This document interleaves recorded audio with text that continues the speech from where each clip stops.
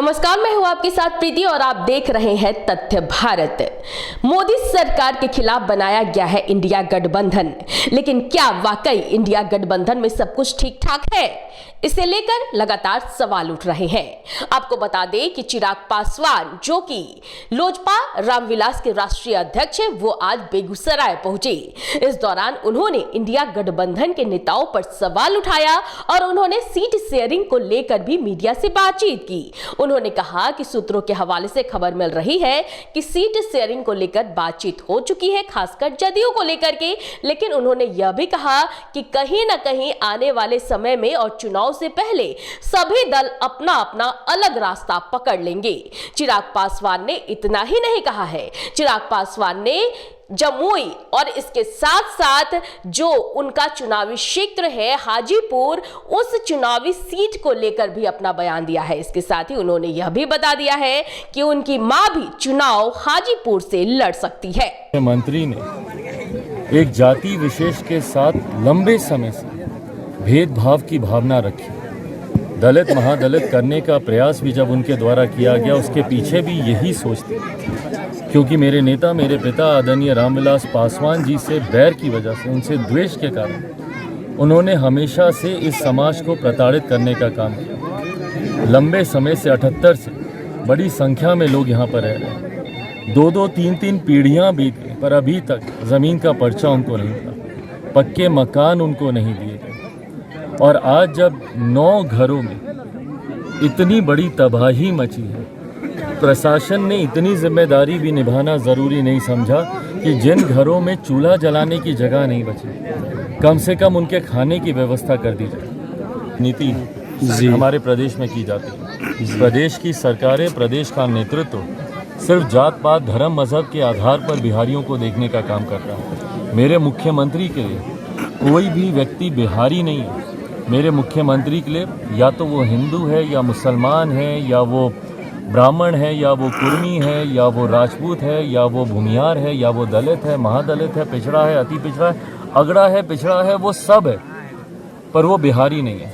अगर एक दृष्टि से प्रदेश के हर एक व्यक्ति को देखा जाए, एक दृष्टि से अगर 14 करोड़ बिहारियों की चिंता की जाए, तो संभवतः आज बिहार एक विकसित राज्य होता, एक बेहतर जगह होती बिहार।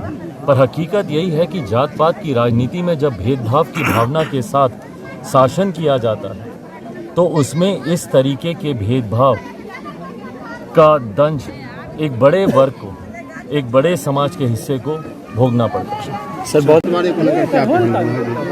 कैसे होगा इन लोगों का सीट बंटवारा, बताइए ना। कितने ऐसे राज्य हैं जहां पर ये लोग एक दूसरे के आमने सामने। ममता बनर्जी जी इनको 2 से ज़्यादा सीटें देने को तैयार हैं। आम आदमी पार्टी कहती है कि पंजाब में हम लोग सारी सीटों पर चुनाव लड़ेंगे। तो ऐसे में या तो कांग्रेस को बहुत ही बड़ा दिल दिखाना होगा, जो इतिहास में हुआ नहीं। इसके पूर्व में भी 2014 में भी इसी तरीके से तमाम घटक दलों ने एक साथ आने का प्रयास किया, 19 में भी प्रयास किया। 2-2 बार हम लोग देख चुके हैं कि चुनाव समीप आते आते तक तमाम घटक दल अपनी अपनी राह पकड़ने लगते हैं। हमारे बिहार में ही देख लीजिए भाई, सूत्रों के हवाले से ज़रूर आ रहा है कि सीटों के बंटवारे काफ़ी हद तक तय हो गया है, पर हकीकत है कि 2 सीटों की घोषणा जनता दल यूनाइटेड ने पहले ही कर दी।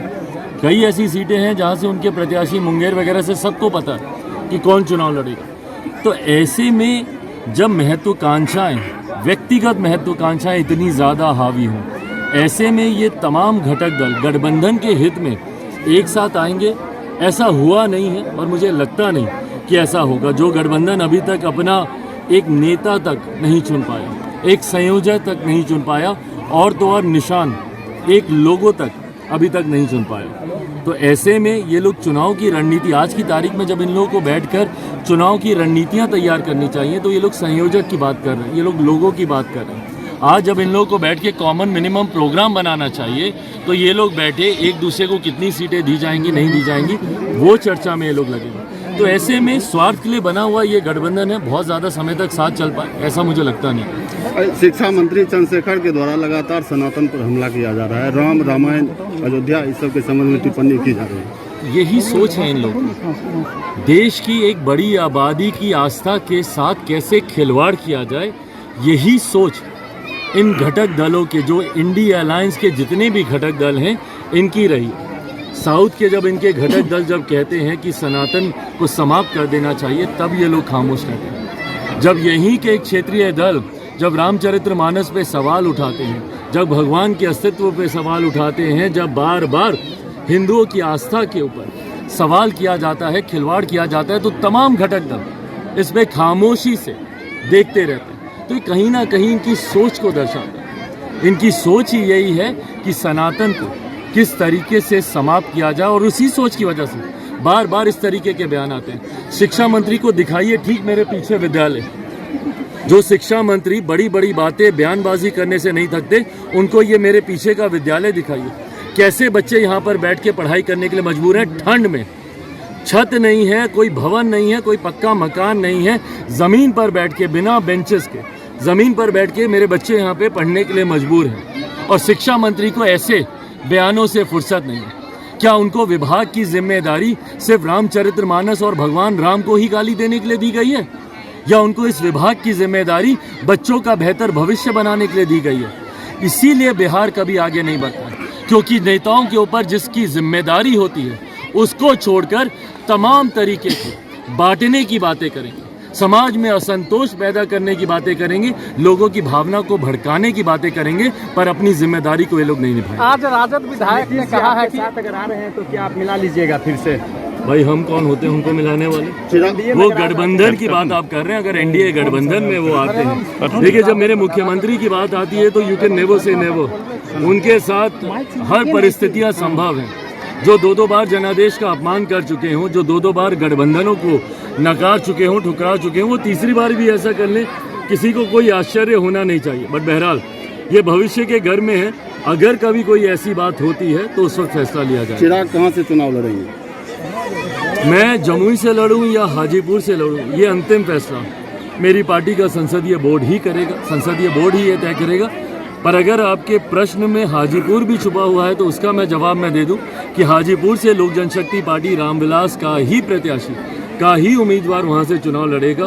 वो चिराग पासवान हो, कोई भी हो, पर हाजीपुर से हम ही लोग चुनाव लड़ेंगे। माताजी भी हो सकते हैं क्या? हाँ, हम हो, हमारी माँ हो, पार्टी का कोई और कार्यकर्ता हो, कोई और नेता हो, कोई भी हो, पर हाजीपुर लोक जनशक्ति पार्टी रामविलास ही चुनाव लड़ेगी। चाचा के साथ गठबंधन हो सकती है क्या? तो आपने सुना कि चिराग पासवान ने किस तरह से साफ तौर पर कह दिया है कि इंडिया गठबंधन के जो दल हैं वो ज्यादा दिनों तक एक साथ रहने वाले नहीं हैं। इसके साथ ही उन्होंने बिहार सरकार के मंत्री प्रोफेसर चंद्रशेखर पर भी सवाल उठाया है। उन्होंने कहा है कि प्रोफेसर चंद्रशेखर को जिस विभाग की जिम्मेवारी दी गई है उन्हें अपने जिम्मेवारी का निर्वहन करना चाहिए, लेकिन वो कहीं ना कहीं हिंदू धर्म को गाली देने की कवायद करते रहते हैं। इस वक्त की खबर में फिलहाल इतना ही। मुझे दीजिए इजाजत, लेकिन देखते रहें तथ्य भारत। नमस्कार।